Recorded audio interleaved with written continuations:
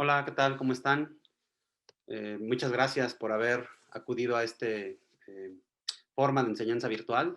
Quiero agradecer a los organizadores, primero por la invitación, para mí es un orgullo y un honor poder participar. Y segundo por el tema, la verdad es que me parece sensacional, es una de las grandes áreas de oportunidad en la medicina veterinaria. Ya lo verán al transcurso del Congreso lo maravilloso que es hablar de este rubro de la medicina veterinaria y el campo virgen que tenemos para poder actuar como médicos veterinarios. Si bien hablamos cada vez de una profesión saturada, hablamos de temas, subtemas, áreas de oportunidad y esta, créanme, que es una gran área de oportunidad. He enfocado mi quehacer profesional, al cual le dedico la mayor cantidad de tiempo, a enfocarlo, detallarlo y estudiarlo ahora con pacientes geriatras, ¿no? Esta famosa geriatría. Así es de que empecemos con enfermedades crónico-degenerativas asociadas a la disbiosis intestinal, un tema que me ha llamado la atención ya desde hace mucho tiempo. Quizás lo vimos mucho, lo hemos explotado mucho, lo hemos manejado mucho en pacientes juveniles, ¿no? En cachorros sobre todo, cómo nos ha aportado un beneficio terapéutico impresionante, pero ahora cambiémoslo a una similitud de individuos, ¿no? Cuando hablamos de estas etapas, cuando hablamos del pediátrico, del adulto, del senior o maduro, del geriatra, creo que donde menos desarrollo, inclusive biotecnológico, tenemos es en el geriátrico. Pero es sumamente interesante cómo la población geriatra, tanto animal o animales de mascota específicamente y humanos, ha incrementado, ¿no? La cantidad de personas que están en ese grupo de geriatría y la cantidad de animales que van hacia allá es impresionante. Gracias al quehacer que hicimos en los pediatras, en los adultos y en los seniors, tenemos como consecuencia más mascotas geriátricas en número, en diversidad también, ¿no? Así es de que no echen en saco roto hablar de los geriatras.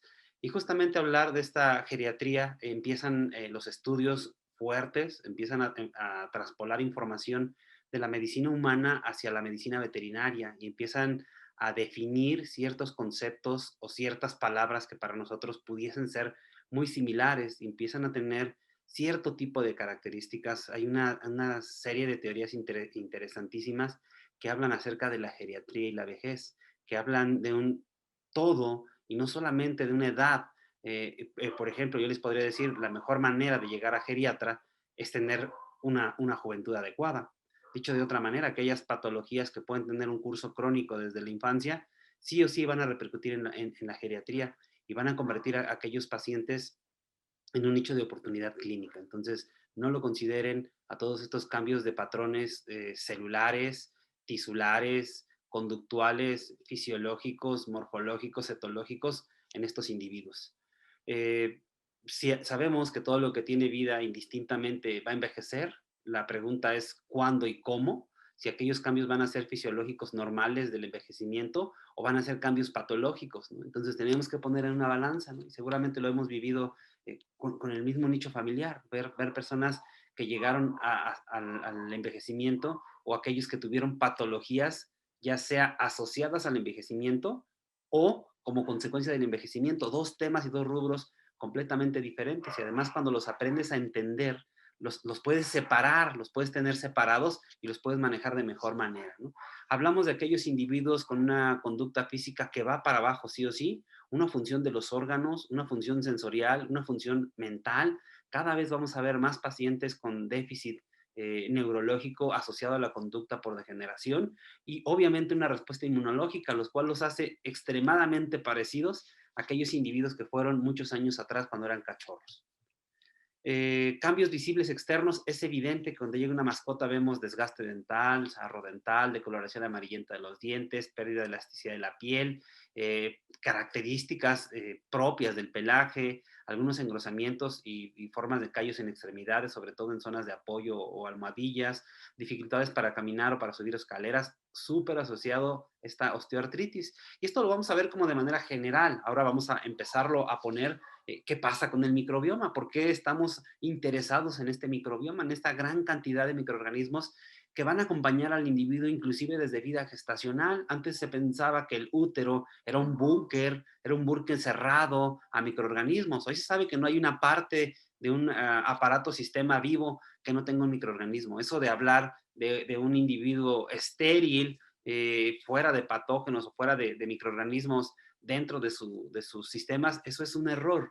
Hoy sabemos que hay una ecología en cada individuo, inclusive en la vida gestacional hay factibilidad de encontrar microorganismos en placentas, en cordón umbilical, y obviamente esto se va a acrecentar conforme vayan desarrollando los individuos. El primer gran reto que además marca la vida de un individuo es el paso por la vía vaginal al nacimiento. Por eso hay todas estas teorías en cuanto a pacientes que nacen por canal de parto y pacientes que nacen por cesárea. Desde ahí es el primer desafío y además tiene una correlación con tener un microbioma sano, cómo fue como el individuo nació, ¿no? Lo vemos, por ejemplo, en aquellos pacientes braquicéfalos. O sea, no es nada raro tener braquicéfalos con problemas de disbiosis intestinal y dérmica porque nacieron con cesárea, ¿no? Entonces, desde ahí empieza esta colonización del microbioma, que además tiene que ver con otros aspectos como lugar, época del año, inclusive hora del día del nacimiento, inclusive dónde nació, si nació en una veterinaria, lejos de una veterinaria, en el campo. Toda esa serie de cambios que hacen que los microorganismos crezcan de manera ordenada y además necesaria. A esto le vamos a llamar microbioma. Obviamente el microbioma intestinal es el que nos interesa y este cumple muchas funciones, dentro de ellas metabólicas, además interesantísimo in situ, ahí en el intestino cumple funciones, pero también fuera de él. Hay un término muy bonito que se llama metaboloma, que es justamente todas estas cantidades de sustancias químicas que se generan en el intestino, que tienen la capacidad de ser absorbidas y tener un blanco diana en otro lado, ¿no? Protege de patógenos, fíjense qué bonito término, educa el sistema inmunológico. Me parece espectacular decir educa el sistema inmunológico, sería como que ponerlo así en letras doradas, ¿no? Obviamente a través de estas funciones básicas va a afectar directo o indirectamente la mayoría de las funciones fisiológicas. Miren, colegas, pensar que la frecuencia cardíaca, pensar que la transformación de actividades de luz, por ejemplo, en cuestiones químicas, que es la vista, puede estar relacionado con el sistema inmunológico. Es súper interesante cómo distante al intestino hay un efecto casi en la mayoría de las actividades, por ejemplo, hormonales, ¿no? Súper interesante. Hablamos inclusive de un tercer cerebro, hablamos de este microbioma, de esta microbiota, que es las características de la gran cantidad de bacterias que hay en el intestino, como reguladoras de la conducta a través de síntesis de estas bacterias, de sustancias parecidas a lo que conocemos como hormonas. Ejemplo de este que está súper estudiado, la serotonina, ¿no? La serotonina se convierte como en un agente importantísimo de este eje intestino-cerebro, ¿no? Entonces puede haber cambios de conducta en un individuo por una disbiosis intestinal, está más que probado. Además, se sabe que este microbioma es regulador de muchos procesos bioquímicos que tienen que ver con procesos proinflamatorios o antiinflamatorios. Puede inhibir o puede generar sustancias que se parezcan a aquellos reguladores de la inflamación. Entonces, siempre hablamos de querer tener un microbioma sano y estable, ¿no? Hablar de la disbiosis es hablar de este microbioma, ¿sí? De esos microorganismos que tienen una disfunción, ya sea en cantidad, en calidad o en metabolismo, ¿no? A esto le llamamos disbiosis. En realidad es que la disbiosis la tenemos a todas horas, solamente que tenemos muchos mecanismos compensatorios que a lo largo del tiempo los vamos perdiendo, ¿no? Con esta asociación de vejez que se tiene que dar de manera natural. Se caracteriza típicamente la disbiosis por reducción en la diversidad de especies microbianas, cambios en el medio inflamatorio intestinal o sistémico y una relación metabólica alterada entre microorganismos y el hospedador, ¿no? Tenemos más o menor de acuerdo a las características de cada individuo. Entonces, esta disbiosis, reitero, siempre la tenemos a todas horas, pero tenemos mecanismos compensatorios que perdemos para hacerlo. Hablemos un poquito de lo que dice la ciencia. A mí me encanta tener estas evidencias científicas. Lamentablemente son pocos los trabajos que hay en perros y gatos. Hay muchos trabajos de laboratorio con especies como roedores o como lepóridos, pero sin duda en humanos hay una serie de artículos que bien de manera casi idéntica podemos pasar a perros y gatos, ¿no? Este es un trabajo muy interesante que publicaron en el 2020 que habla del microbioma como un actor clave emergente en el envejecimiento y la longevidad, ¿no? Fíjense qué interesante. A mayor microbioma sano, estoy hablando no en la vejez, sino en toda la vida del paciente, mayor longevidad y menos consecuencias patológicas del envejecimiento, ¿no? Esto me parece extraordinario, me parece que hay que tomarlo en cuenta y poco a poco vamos a empezar a hablar de la disbiosis de una manera recurrente. Se van a sorprender todo lo que ya está publicado, ¿no?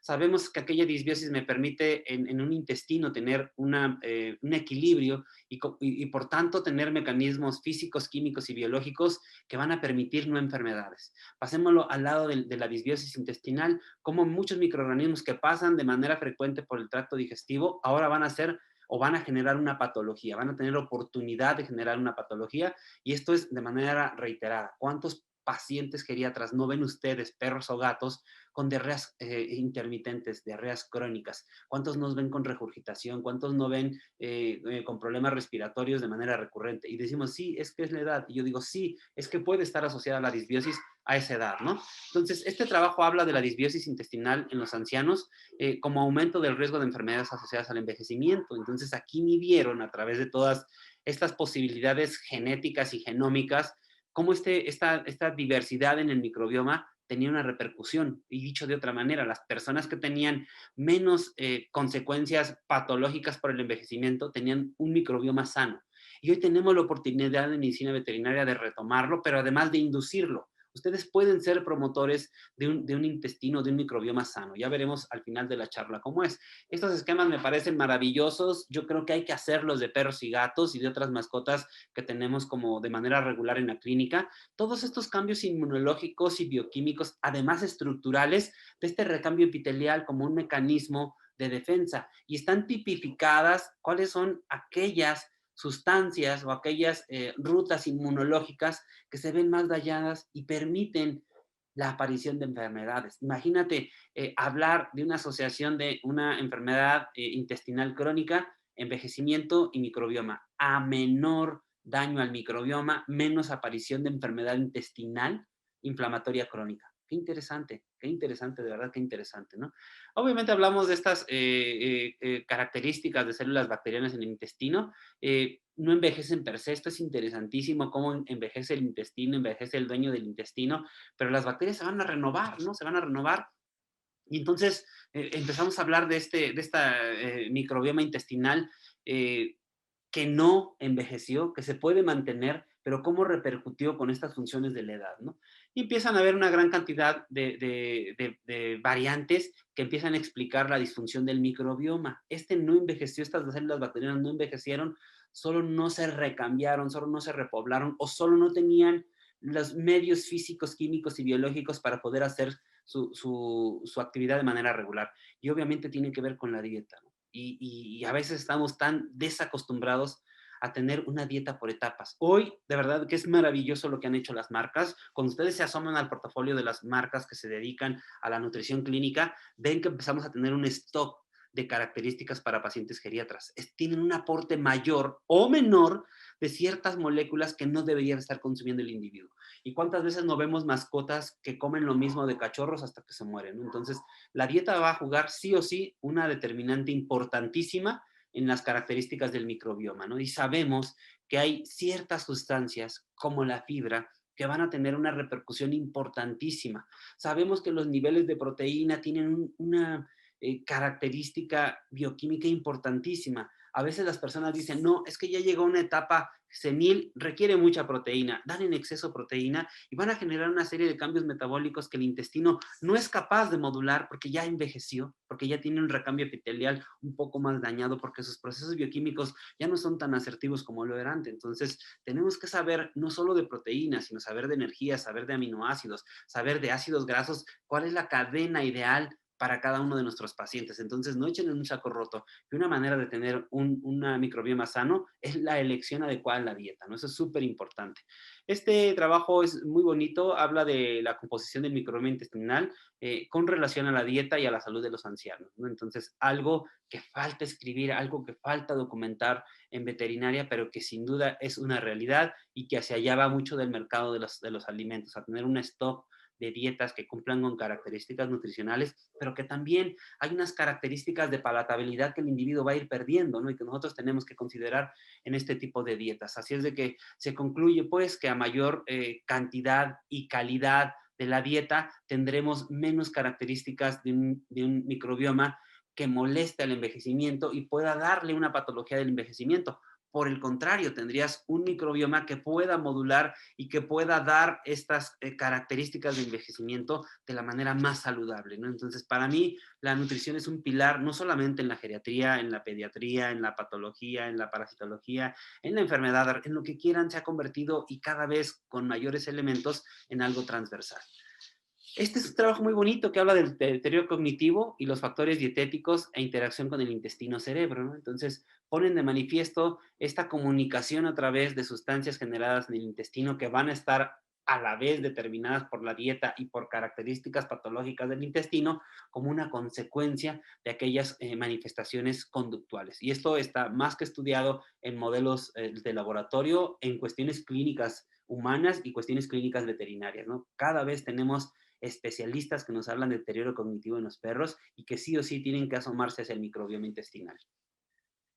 Este es muy bonito, habla de la reconstrucción del microbioma para mitigar las lesiones cerebrales traumáticas, la importancia de la reestructuración del eje intestino, microbioma, cerebro. Imagínate, te diagnostican una enfermedad crónico-degenerativa neurológica y te mandan una dieta para favorecer el microbioma intestinal o te dan unas cepas de microorganismos intestinales que favorecen el mejor desarrollo. Entonces, no va a estar peleado ahora tener pacientes con síndromes cognitivos y dar probióticos. O sea, es ya una realidad que en el mercado ya existe, que ya la podemos comprar y se la podemos suministrar a los pacientes, ¿no? Entonces, nuevamente esta disbiosis intestinal, esta mejora del microbioma intestinal como una repercusión en la actividad neuronal. Cómo darle al cerebro sustancias, bases o básicas para su mejor neurofuncionamiento. Eso es bien bonito, bien interesante, ¿no?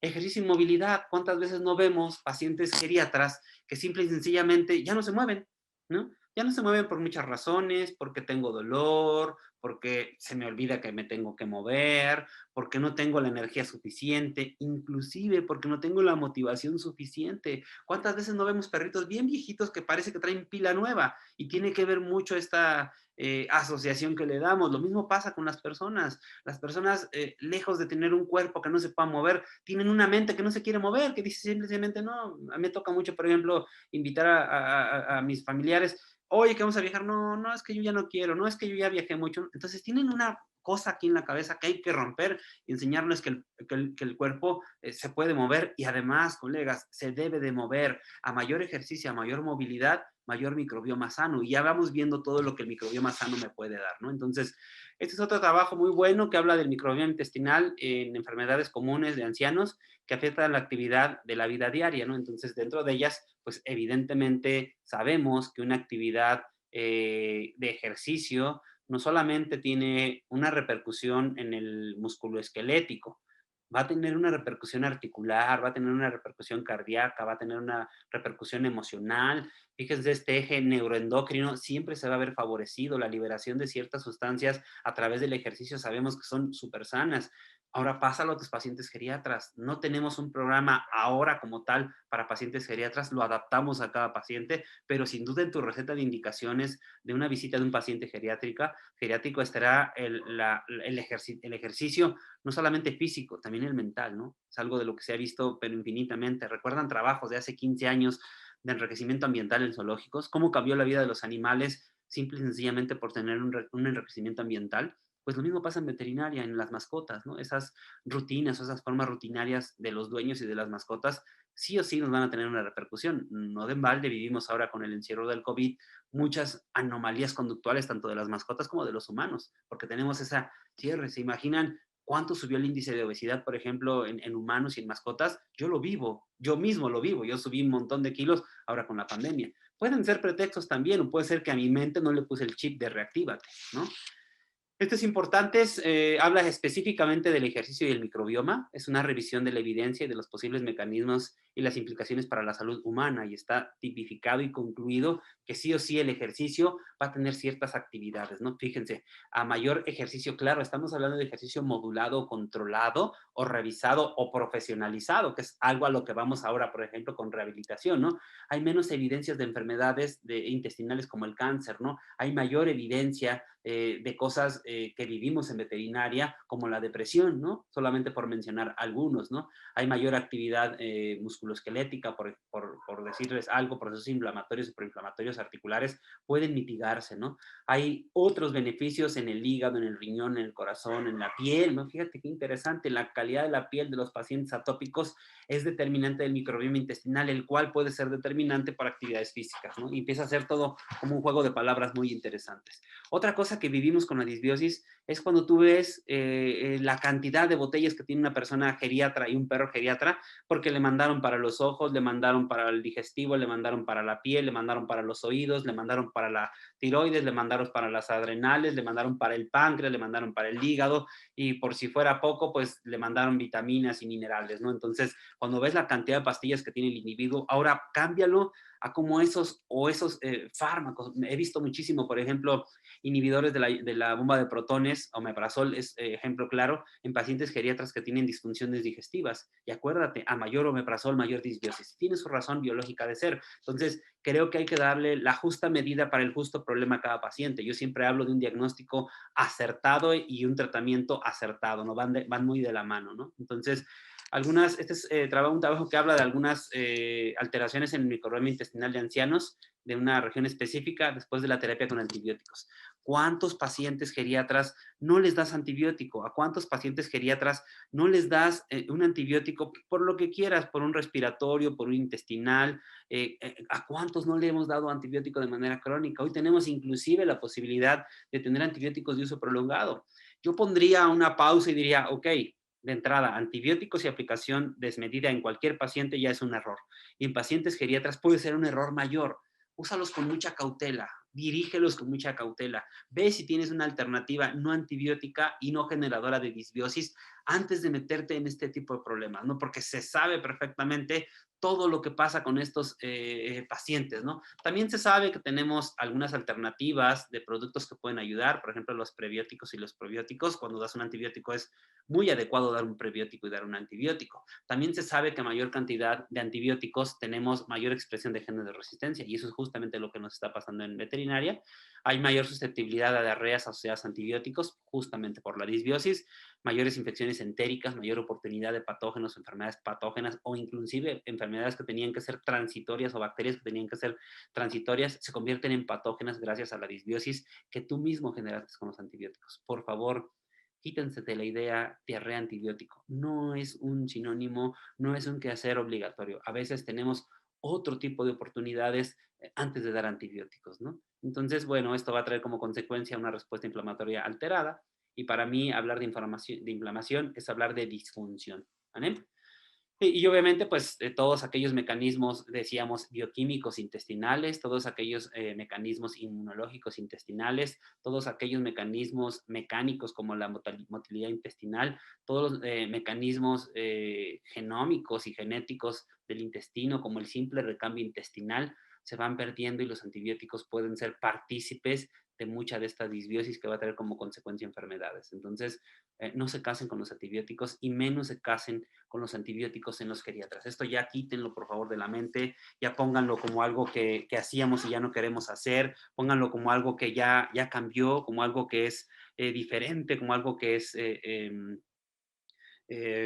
necesario retomar y replantear. No estoy diciendo que no uses antibióticos, estoy diciendo que los utilices de manera muy puntual, para las cosas muy puntuales, de la manera más ordenada y que siempre los acompañes de algo, ¿no? No los acompañes de secretores o de protectores gástricos, ¿no? Esos sabemos que también generan disbiosis, ¿no? Patrones de convivencia, ¿no? ¿Con quién convive el geriatra? Y además, ¿con quién convivió, ¿no? ¿Cuál es su, su, su medio de? Por ejemplo, me ha pasado muchos perros que eran como de vida semilibre, que andaban, que salían mucho, de geriatras ya no salen, y empiezan los problemas intestinales, y lo primero que piensa, sí, es que tiene una enfermedad intestinal pues, degenerativa. No, tiene una disbiosis quizás porque su dosis adecuada de microorganismos ya no la tiene, porque ya no sale, porque, no sé, muchas cosas que les pueden cambiar a estos pacientes, ¿no? Se sabe, de hecho, que el microbioma dérmico intestinal tiene mucho que ver con quién tienes contacto, ¿no? Por eso esta imagen de esta transmisión horizontal de las bacterias, ¿no? Este es un trabajo interesante de cómo cambian, cómo se comporta la microbiota de estos familiares que tienen perros, ¿no? Y cómo se comparte, va de perro a humano y de humano a perro, estas características de estos pacientes, ¿no? Entonces, se sabe pues cómo se pueden compartir bacterias y eso es benéfico. Una de las enfermedades más comunes que vemos nosotros en pacientes geriatras, pues van a ser las crónico-degenerativas. Una de ellas, sí o sí, es la osteoartritis. Y el porcentaje que podemos tener puede variar de acuerdo a los estudios que ustedes lean, pero es significativo y real, ¿no? Y además tenemos una especie que es el gato, que la puede manifestar de manera diferente al perro, ¿no? Hay gatos que simple y sencillamente te los llevan a dermatología porque tienen un exceso de acicalamiento en una región y resulta que al paciente le dolía la rodilla o le dolía el codo, le dolían las falanges y él, pues, la manera de mitigar un poco esta molestia era acicalarse. Entonces le dimos tratamiento dermatológico, le dimos tratamiento conductual y él seguía haciendo lo mismo. Te estaba gritando, oye, tengo dolor, tengo dolor, tengo dolor, ¿no? Entonces, esta enfermedad es súper interesante porque ahora hay trabajos que sustentan y soportan la asociación que hay de microbioma intestinal osteoartritis, ¿no? Entonces, ponen en un plano, este es del 2021, ponen en un plano a mayor disbiosis, mayor manifestación de osteoartritis. No quiere decir que si no tienes disbiosis no te va a dar osteoartritis. Quiere decir que si tienes disbiosis y osteoartritis vas a tener signología exacerbada o presente cuando no la podías tener si no tienes disbiosis, ¿no? Entonces, fíjense nada más la cantidad de cosas en las cuales tú puedes pensar, ¿no? Como aquellos factores de riesgo y como aquellas posibilidades terapéuticas para un paciente que tiene osteoartritis. No solamente es dar un condroprotector, una dieta adecuada, sino es pensar si ese condroprotector, pensar si ese analgésico o ese AINE está molestando al microbioma, pero además poner en una balanza, requiero el AINE, no lo requiero, por cuánto tiempo, cuál, lo puedo combinar, tengo otras opciones terapéuticas y obviamente hablamos de algo súper interesante, el dolor de los pacientes osteoartríticos con un tratamiento polimodal. Ahora ya no es un fármaco para el dolor, ahora es una serie de fármacos y además procedimientos. Tenemos ahora un montón de alternativas como la rehabilitación. Hoy es una realidad hablar de rayo láser y sí o sí el rayo láser tiene que ver con la modulación y adecuación del microbioma intestinal y dérmico. Entonces, no eches en un saco roto un tratamiento polimodal para los pacientes osteoartríticos y dentro de ellos hablar de una dieta adecuada, mejorar o mitigar la disbiosis, hablar de la regulación inmunológica, hablar de las características de expresión de esta disbiosis marcadas por fármacos, por ejemplo, marcadas por terapias inapropiadas. Entonces creo que está más que estudiado, vean nada más la cantidad de enfermedades o de desarrollo de enfermedades que se pueden tener y dentro de ellas pues están desgraciadamente la osteoartritis y algunas enfermedades articulares de origen inmunológico que sí o sí se asocian a la disbiosis, ¿no? Este es un trabajo que habla del eje intestino articular, el papel del ejercicio físico en la modulación de la microbiota intestinal en personas mayores con osteoartritis, ¿no? Entonces, una de las terapias es la rehabilitación, no nada más son los fármacos, ¿vale? Entonces, ya hay toda una serie de cuestiones que nos hablan desde procesos inflamatorios, desde obesidad, del uso de la dieta, del uso de los probióticos, del beneficio y pensar dar probióticos, pensar dar prebióticos a un paciente con enfermedad articular es muy acertado, no está peleado y tiene una razón biológica que ser y evidentemente se ha publicado, ¿no? Tener rehabilitación, dar ejercicios apropiados, tampoco se trata de hacer un estrés mayor en las articulaciones y generar un proceso mayor, no, se habla de una modulación de la actividad o una actividad de ejercicio, además enfocada para cada paciente. Hay pacientes que van a tener más lesiones articulares en las rodillas o en la pelvis o en el codo y hay ciertas actividades de rehabilitación que se pueden hacer. Han visto, por ejemplo, en personas geriatras con enfermedades articulares, como dentro de su stock de tratamiento, pues está ir a nadar, ¿no? Y tiene una razón de ser. Lo pasamos a veterinaria, ¿no? Algunas alternativas dietarias, algunas alternativas suplementarias, claro que son benéficas, ¿no? Vamos a ver muchas de estas, ¿no? Hablar un poquito de comparación entre un microbioma intestinal sano y un microbioma de pacientes con artritis, ¿no? Y es evidente que hay una diferencia en estos sujetos, es evidente que algo está pasando. Ahora, súmenle que un paciente que tiene una enfermedad artrítica, un perro que tiene una enfermedad artrítica, es un perro que puede tener otra patología que también está asociada a la disbiosis. Entonces, no lo echen en saco roto hablar siempre de microbioma en estas enfermedades. ¿Qué me dicen del corazón? Sí o sí va a haber enfermedades. Hay por ahí un estudio muy bueno que hizo el doctor Carlos Mucha en Latinoamérica, que habla justamente de estos pacientes cardiópatas y de estas enfermedades que nosotros vemos de manera regular en nuestros pacientes, ¿no? Y empezamos a hablar de enfermedades cardíacas degenerativas y la empezamos a poner en un recuadro de las enfermedades que nuestros pacientes geriatras van a tener. Y bueno, hay toda una teoría que habla del microbioma intestinal y de la insuficiencia cardíaca. Ya está tipificado las sustancias, las cuestiones químicas que tienen que ver con aquellos pacientes que tienen una insuficiencia cardíaca. Esto es en humanos, son trabajos que se publicaron en el 2018, pero también empiezan a ver aquellas características del microbioma intestinal y en las enfermedades cardiovasculares que se tiene actualmente y cuál es el potencial clínico. Imagínate, ahora te van a dar un fármaco, por ejemplo, un vasodilatador, te van a dar un inhibidor de la ECA, te van a dar toda una serie de fármacos que están súper estudiados y súper específicos para patologías que además ya podemos clasificar diagnóstico, por técnicas diagnósticas muy avanzadas en veterinaria. Ahora te agregan, ¿sí?, una regulación del microbioma. Y no son trabajos viejos, este trabajo es del 2019. ¿No? Entonces hablan de todas las sustancias que se van al torrente sanguíneo y que van a tener una repercusión cardíaca, ¿no? Entonces, obviamente, por eso tenemos dietas para pacientes cardiópatas, no está erróneo, ¿no? Y a veces damos tratamiento farmacológico, pero se nos olvida el tratamiento dietario, pero se nos olvida cuidar el microbioma. Entonces, no te extrañes ver una receta de un cardiópata donde le están proponiendo dar probióticos, ¿no? Eso es algo importante, ¿no? Este es otro trabajo interesante que habla del microbioma intestinal en perros con insuficiencia cardíaca congestiva y hablan de un estudio piloto y dicen, oye, ¿qué va a pasar con estos perros que tienen insuficiencia cardíaca congestiva teniendo disbiosis? ¿Qué pasa si les mejoramos la disbiosis? ¿No? ¿Pueden tener características de mejora o patrones similares a humanos? Concluyen que sí es una verdad de algo que podemos hacer de manera ya regular en estos perros, ¿no? Con enfermedad cardíaca. También hablan de disbiosis intestinal asociada con el metabolismo o metabolitos derivados del microbioma intestinal en perros con enfermedad valvular mitral mixomatosa. Ya hay un trabajo, ¿sí?, que habla justamente de esta enfermedad y se publicó, doctores, en abril del 2021. Información nueva, ¿no? Entonces, vamos a empezar a hablar de esta hipótesis, ¿no?, intestinal como una repercusión en enfermedades cardíacas y cada vez lo vamos a ver más, ¿no? Entonces, considérenlo, todos aquellos que les gusta la cardiología o que ven pacientes cardiópatas, revisen esto, revisen las posibilidades terapéuticas con probióticos para mejorar el microbioma intestinal y tener una repercusión favorable en las enfermedades cardiovasculares. ¿Qué me dicen de la enfermedad renal? ¿Qué me dicen de aquellos pacientes que tenían una cosa y acabaron con enfermedad renal? ¿Qué me dicen de aquellos pacientes que fueron por alguna cirugía electiva y ustedes tuvieron ya indicios porque pueden ahora predecir enfermedad o actividad renal y pues ahora cásalo o asócialo con el microbioma y el metaboloma, lo que sucede en el intestino con una repercusión renal?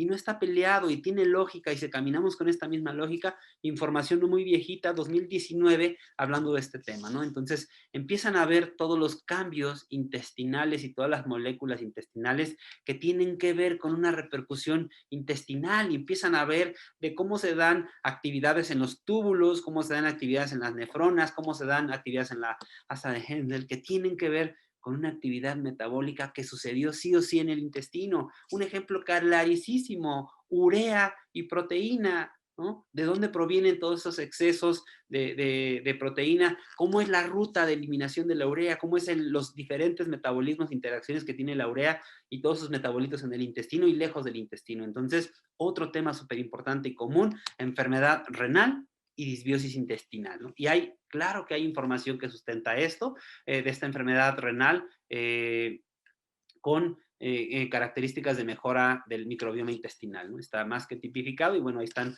una serie de características inmunológicas, sustancias que me pueden ayudar a mejorar la actividad renal desde el intestino, ¿no? Entonces, también tenemos evidentemente dietas intestinales que van enfocada a la regulación de ciertos componentes dietarios, pero también existen probióticos que pueden ayudar a esta actividad renal, ¿no? Entonces, ya se sabe pues que esta enfermedad, hablábamos neurodegenerativa o estas disfunciones o síndromes cognitivos son presentes en mascotas, son más comunes ver conductas que son anómalas, que de repente dicen, no, es que ya tiene un tiempo que se queda como quieto, algunas de las características de estos pacientes, ¿no? Inclusive pacientes que no comen, ¿no? Este es un trabajo igual del 2020 que habla de la composición del microbioma intestinal asociado con una edad y un rendimiento de la memoria en perros, ¿no? Entonces, en el 2020 tipifican cómo pacientes que tienen estos síndromes cognitivos empiezan a tener menos grupos de bacterias que tienen que ver con el metabolismo de sustancias que ayudaban a esta actividad de la memoria.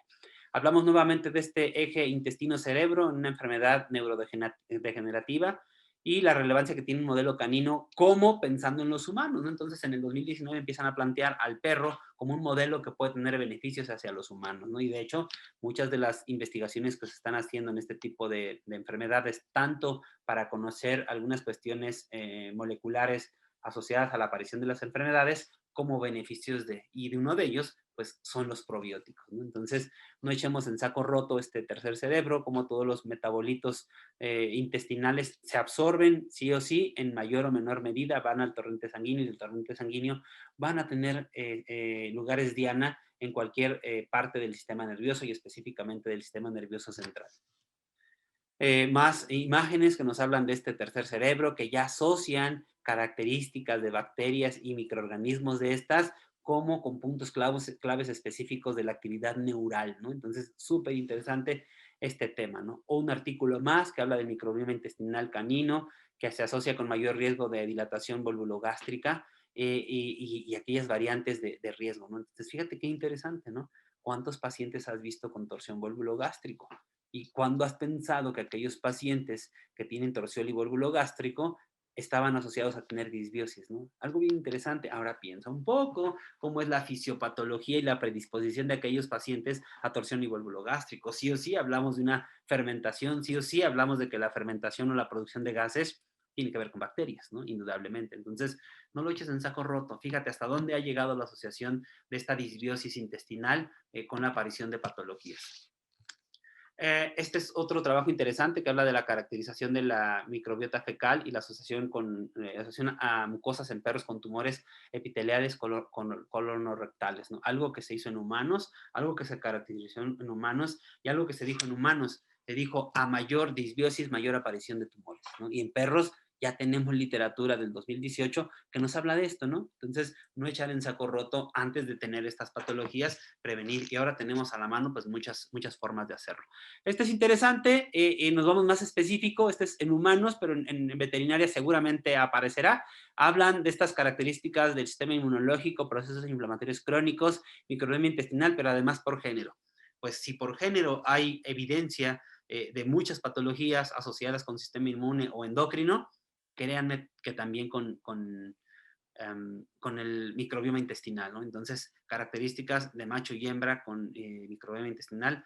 Hay diferencias por edades, por razas, por géneros del microbioma intestinal. No lo eches en saco roto, no lo eches en saco roto. Piensa en las patologías de mayor predisposición en machos y en hembras asociadas a problemas de disbiosis. No creo que es algo que se tendría que investigar. Este lo pone de manifiesto, pero es en humanos. Y obviamente, pues ahí todas las características hormonales y todos los mediadores con los cuales están asociados, ¿vale? Con esto quisiera terminar. Sé que es mucha información, la tenemos que desmenuzar. Esta es mi primera incursión como tal, hablando de un sustento científico y como una experiencia de lo que yo vivo, pero creo que tenemos que hablar de cada una de las patologías y de cada uno de los aparatos y sistemas y disbiosis. No lo echen en saco roto, pónganlo ya ahí en el letrerito de las actividades del quehacer hacia los pacientes geriatras. Reitero, muchas gracias por la organización del evento, muchas gracias por el tema y evidentemente por la invitación.